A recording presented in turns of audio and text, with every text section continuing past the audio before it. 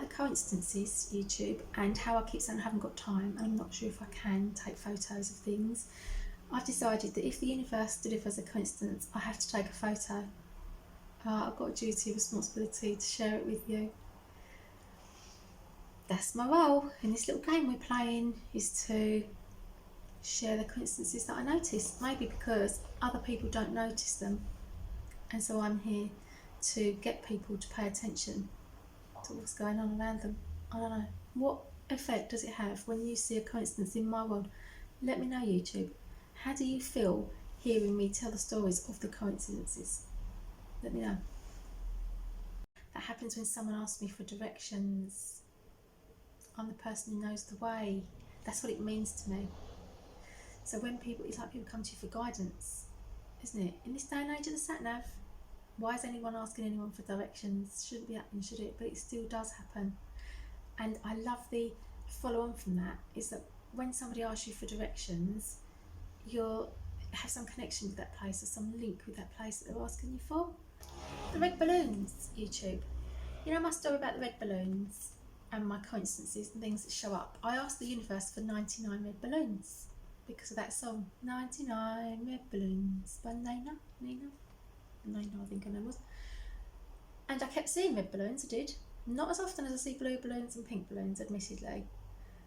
But then I saw 40 pinky red balloons. Because I had forgotten to count how many red balloons had come my way, I'm taking that as 40, right? Because I asked for 99 red balloons. Red balloons are the rarest balloons to show up, I've discovered, in my world.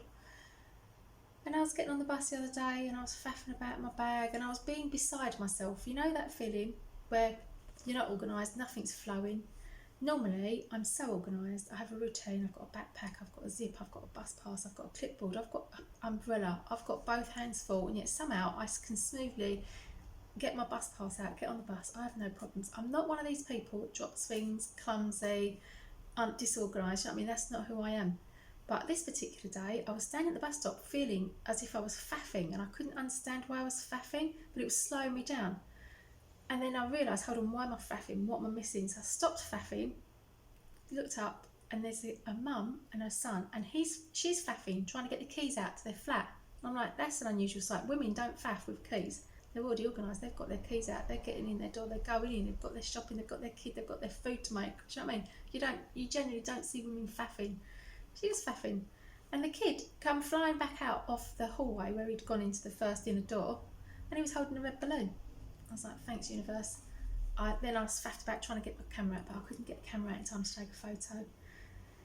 But I remembered it, you know, because of the red balloon saga. So I'm now on 42 red balloons. No, sorry, 43. I then walked past a balloon shop, had every colour balloon in it.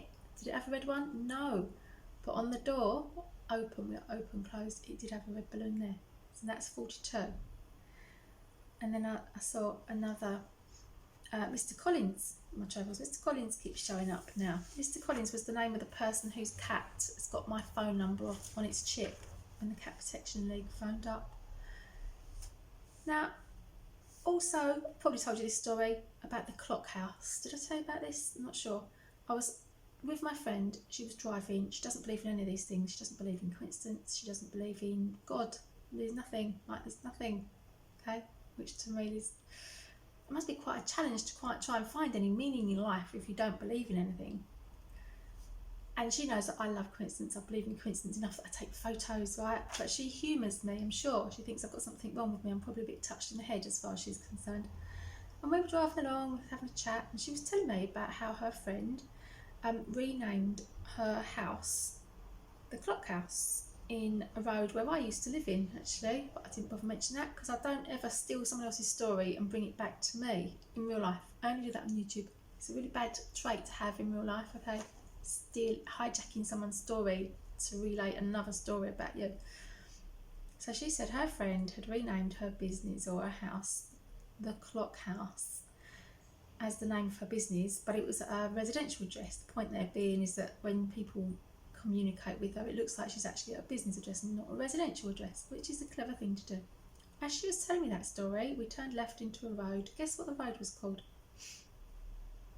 I don't need to tell you, do I?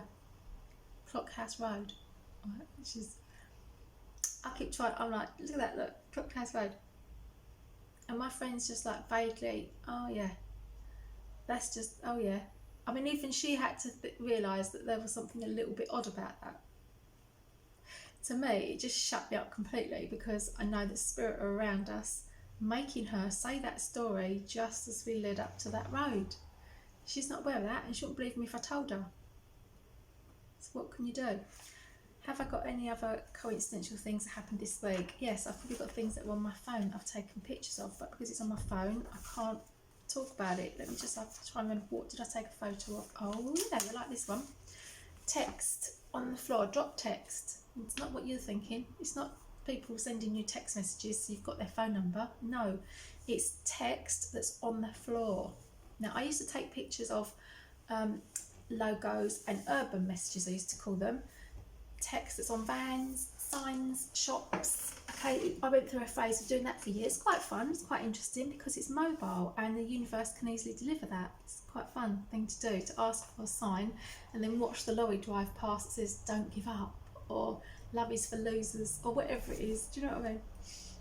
Anyway, this year's thing seems to be text on the floor, and my reason for doing that is because littering is against the law and a finable offence, and no one does it anymore, so it's rare to find things on the floor. Dropped text, particularly written text, or even typed text, but written text is even less likely because people hardly write anything anymore, do they? People use digital, people type things. Anyway, apart from the Monopoly man that I found at my feet, and the Monopoly man who's part of the Mandela Effect, because he did have a monocle, but now he no longer got a monocle. I was explaining to my son, because I saw something a bit strange on the floor, and I was trying to explain to him about this, exactly what I just said to you. I said to him as a lead up to my story about what I'm going to say.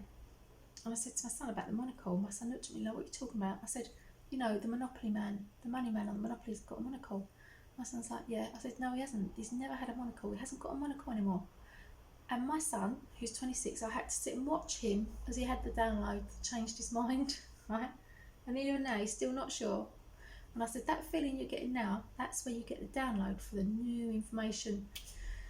So I said to him, well, anyway, the text that keeps on the floor, I said to him, I saw that on the floor, so I think somebody's walking around behind me, dropping things just so I can take photos. That's how it feels. It feels so specific and directed at me that I'm literally looking around, I don't know who's dropped that, right? That's how it feels.